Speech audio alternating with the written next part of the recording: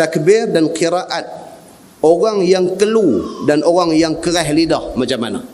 Orang ni jenis orang dia lidah dia tak boleh nak sebut Allah tu, tak boleh. Dia Allah, Allah dia bunyi lagu tu. Lidah keras. Kita kata Allah, tengok mulut saya, kita kata dia Allah, Allah dia bunyi lagu tu. Tengok Allah, kita kata dia Allah dia bunyi lagu tu. Dia tak boleh, dia lidah keras. Ni kes dia. Lidah dia kelu ataupun lidah dia keras macam mana? Kata Imam Syafi'i, dan jika ada orang yang sembahyang itu lidah keras, maka hendaklah digerakkannya lidah itu mengucapkan takbir sekuasa-kuasanya. Takat mana boleh. Bunyilah lagu mana pun, Allah ke, Allah ke, lagu mana takat yang dia boleh. Tapi dia kena usaha juga sebut. Takat mana dia boleh sebut. Dan dihabiskan gerak itu lebih daripada kuasa atasnya. Sedaya upaya. Nak sebut juga Allahu Akbar tu, takat mana boleh bunyi, takat tu lah. Kan dalam hadis dia kata apa? Fattaqullaha mastata'tum. Bertakwalah kamu kepada Allah sekadar mampu kamu. Dia ditakdirkan lidah keras. Tak seduk eret dia pergi kedai besi, pergi duk canai lidah dia apa dia tak payah. Tapi bagi dia kena usaha. Kalau mati dalam keadaan duk usaha nak bagi elok tu, dia mati dalam keadaan dua pahala. Satu pahala baca, satu pahala usaha untuk nak baca elok. Dapat dua pahala ke dia. Nah, baik. Dan memadai akan dia yang demikian itu, kerana bahawasanya memperbuat dia akan sedaya upaya sekuasanya. Dan tiada atasnya lebih daripada itu. Dia takat tu dia boleh, takat itulah dia buat. Jadi orang yang macam ni dia dilarang jadi imam. Orang yang macam ni habuan dia lepas. Dia takbir Allahu Akbar, lepas habuan dia. Tapi jangan tolak dia jadi imam. Pasal apa? Pasal dia ada cacat dari segi bacaan. Tidak boleh jadi imam. Kata Imam Syafi'i, dan bersamaan juga pada hukum atas orang yang kelu dan orang yang terpotong lidah. Ada orang jenis lidah pendek. Dia bercakap tu dia kacau. Orang macam ni pun takat mana dia boleh. Dia takbir lah. Tapi dia tidak boleh jadi imam. Dan mereka yang datang ke atas lidahnya barang yang tersebut itu, dia elok kena stroke. Kerana kena stroke tu, dia jadi cakap jadi loleh-loleh habis semua. Bila dia dah jadi macam tu, takat mana dia boleh baca, takat itulah Tuhan terima dia. Dia jadi lagu tu.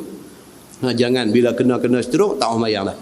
Pasal apa? Pasal aku semayang pun dia kata Tuhan bukan faham aku kata apa. Lagu tu pula. Itu tak semayang dia lah. Tak boleh. Dia kena semayang, tekat mana boleh dia buatlah. Dan begitu jugalah memperbuat sekalian orang ini pada qiraah dan juga tasyahud dan juga semua zikir di dalam sembahyang. Kemudian takbir dengan nyaring dan mengangkat suara, apa hukumnya?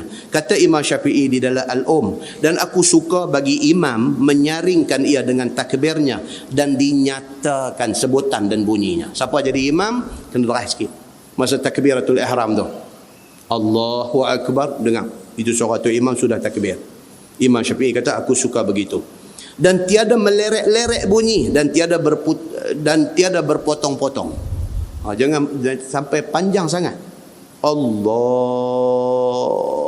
sampai menitik suara. Allahu Akbar baru dapat. Pasal dia nak batang satu-satu tu. Sahaja aku sembahyang fardu ni bukan sunat. Ada masuk pula yang tu. Panjang sampai nafas nak habis dah, menitik bunyi amweh Hu Akbar baru tangkap, kan? Jangan sampai macam tu. Kata Imam Syafi'i, itu sudah meleret-leret bunyi. Dan bagi si makmum pun demikian juga, melainkan jangan nyaring akan suara pada takbirnya, bahkan memadai dengan ia akan dirinya. Dan orang yang berdiri di rusuknya. Bagi makmum ni, suara kita yang makmum ni takat kita dengar aja. Itu paling cantik. Habis kuat, kawah duduk tepi aja dengar. Jangan sampai kita duduk tengah tu, kawah hujung dinding duduk dengar kita ni. Allah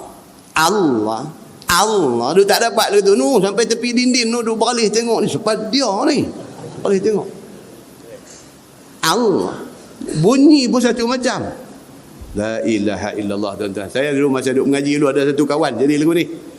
Allah, kan kawan punya marah kat dia ni. Dia lagu tak sat dia tang tu dia lagi dahsyat bunyi. Allah dia punya lagu tu. Allah. Dia kata dia ni aku tak boleh semayang tapi dia ni Kacau orang. Ini Imam Syafi'i pesan ini. Dia kata jangan lagu tu. Dia kata kalau kita jadi makmum, takbir kita tu cantik, takat kita dengar aja. Habis kuat orang yang duduk di tepi kita, di rusuk kita, dia dengar, takat tu aja boleh. Jika dikehendaknya akan tiada melampaui akan dia, dan jika tiada memperbuat akan yang demikian itu, yakni tak nyaring oleh imam dan tiada nyaring oleh makmum, dan mendengar keduanya akan diri mereka sahaja, nescaya memadai. Nah, dia kata kalau tak deras, takat dengar diri dia saja pun okey. Imam Syafi'i kata, tapi aku tak apa suka. Imam Syafi'i kata, aku suka kalau imam deras sikit bagi orang dengar. Kalau makmum, habuan dia dengar saja, habis kuat orang tepi dia dengar. Lebih pada tu tak mau, dan korang sampai dia sendiri tak dengar pun tak mau. Begitu. Baik. Dan jika tiada mendengar keduanya, nescaya tiada memadai. Kalau sampai takbir, sampai dia sendiri pun tak dengar. Satu macam ya, tangan dia duduk naik, sengap begitu ya. Dia sendiri pun telinga dia tak dengar. Tak dengar. Begitu ya. Itu tak mau. Imam Syafi'i kata itu tidak memadai. Maksudnya tak sah. Tak sah. Ada yang jenis brek angin saja apa dah. Allahu Akbar. Lagu tu pada juga. Allahu Akbar. Boleh tak boleh? Boleh. Pasal apa? Dengar ke telinga dia. Tetapi itu lori trailer saja pakai yang tu. Brek angin. Jangan lagu tu. Dan tiada ada ia takbir dengan memadai sehingga mendengar keduanya akan dirinya. Baik, takbir perempuan bagaimana? Ni apa orang perempuan? Orang perempuan kalau takbir macam mana? Kata Imam Syafi'i dan tiap-tiap orang yang sembahyang itu daripada laki-laki dan perempuan sama jua pada takbirnya. Melainkan bahawasanya perempuan itu jangan nyaring suaranya pada takbir itu lebih daripada dengar ke diri dia. Perempuan, orang tepi pun tak mau dengar. Habuan dia saja dengar.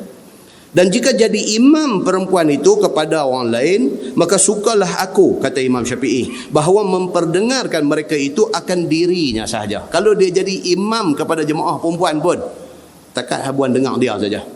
Tak mau dia pergi nak challenge tu imam lelaki ni deras semua, tak mau. Tentang kedudukan makmum perempuan bila dia semayang sama-sama perempuan macam mana? Adakah sama macam kedudukan tu imam lelaki? Dia duduk sama sah. Dia duduk sama sah dengan makmum perempuan. Cuma Imam Syafi'i kata kehadapan tumit sikit aja. Jadi nampak mereka macam tak ada tu imam semayang. Tapi kawah tengah tu imam. Dia depan tumit sikit aja. Dia tak duduk depan macam mana imam laki-laki duduk di tempat imam. So dengan kerana itu, orang perempuan bila jadi imam kepada orang perempuan, pelan saja. Agak-agak dengar diri dia saja. Cukup. Tidak perlu dengar kepada orang lain.